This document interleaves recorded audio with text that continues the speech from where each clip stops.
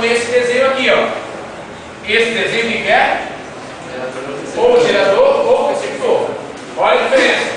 Dois de mesmo tamanho e paralelos, tá? Bem, esse capacitor então o que ele vai fazer? Ele vai pegar em uma placa, ele vai armazenar um tipo de carga e do outro lado um outro tipo. Ou seja, se aqui tem carga positiva, do outro lado tem negativa. Pergunta: entre as duas placas existe uma diferença de potencial?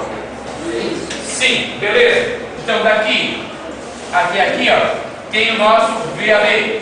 Outra pergunta: entre essa placa e aquela existe um campo elétrico? Que campo é esse?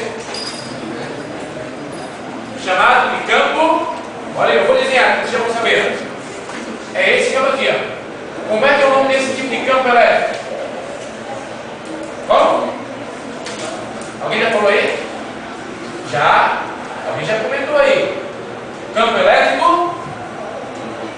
Perfeito, uniforme.